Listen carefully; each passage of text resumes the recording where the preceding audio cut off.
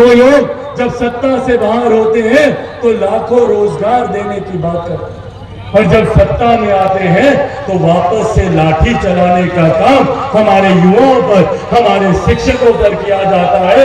ये इनकी दोहरी नीति को दिखाता है। आग्रह करता हूं कि हमारी बहन कुसुम देवी जी, जिनका पता है ना उसमें ईवीएम पे कौन से नंबर पर है, सबको पता है, सब लोग दिखाइए तो, सबको पता है 2 नंबर। हाँ, ये निशान किस चीज का निशान होता है?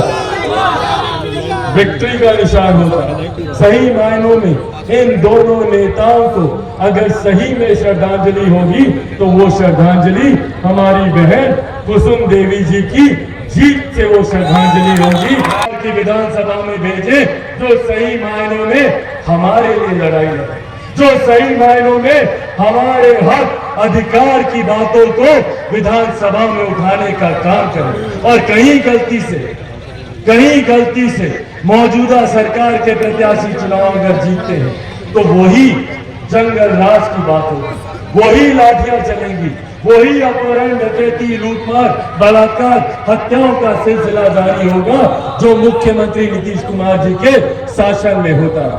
और जो बिहार में सरकार चल रही है, विकास की ये लोग बातें करते हैं। भैया बताइए ना, पिछले 32 साल से बिहार की जनता ने इन लोगों पर नहीं तो और किस पर विश्वास किया? 90 के दशक से लेकर आज तक बिहार में इन्हीं लोगों की सरकार रही, भले वो राष्ट्रीय जनता दल हो या जनता दल यूनाइटेड हो, यही लोग पिछले 32 साल से सरकार में। और आज ये लोग बात करते हैं भैया हम लोग बिहार में विकास करेंगे। जो लोग जब सत्ता से बाहर होते हैं तो लाखों रोजगार देने की बात करते हैं, और जब सत्ता में आते हैं तो वापस से लाठी चलाने का काम हमारे युवाओं पर, हमारे शिक्षकों पर किया जाता है। ये इनकी दोहरी नीति को दिखाता है। जब विपक्ष में कोई रहता है तो कहा जाता है भैया सीटेट बीटेट सबको भर्ती की जाएगी, 7वें चरण की भर्तियों की बात होती है, सुशासन की बात होती है, यहाँ पर मंगल राज कायम करने की बात होती है। पर वही सत्ता में आने के बाद वही अपहरण, वही हत्या, वही बलात्कार, वही लूटमार का सिलसिला जारी होता है। ये अब हम लोगों को समझना है और हम लोगों को जानना है कि भैया सही मायनों में कौन दिन रात सुख दुख की घड़ी में हमारे साथ खड़ा है, कौन सही मायनों में हम लोगों के लिए लड़ाई लड़ने का काम करता है।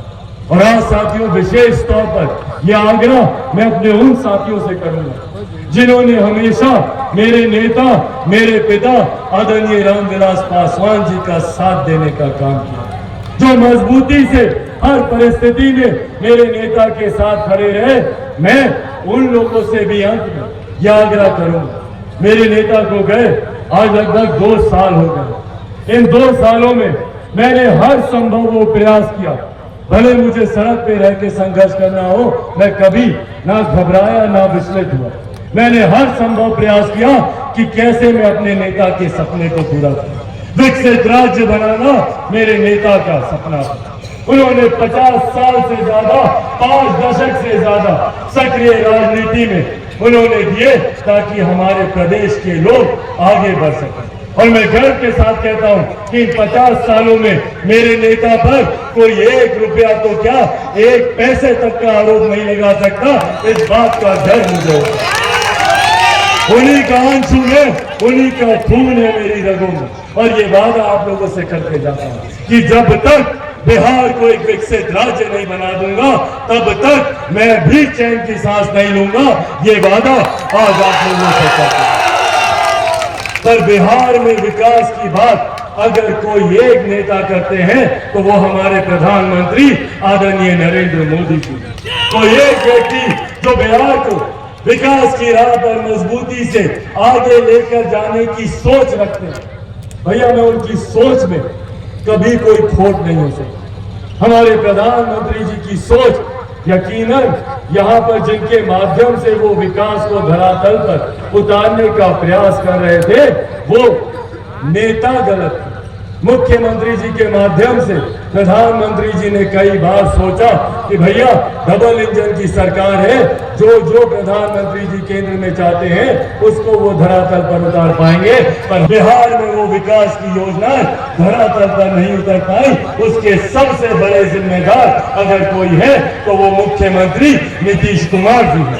इसीलिए साथी, इसीलिए अंत में यह आग्रह करना है कि ऐसे नेताओं को चुनकर बिहार की विधानसभा में भेजिए जो हमारे प्रधानमंत्री आदरणीय नरेंद्र मोदी जी की सोच को मजबूत करने का काम करें, जो मेरे नेता स्वर्गीय रामविलास पासवान जी के अधूरे सपनों को पूरा करने का काम करे।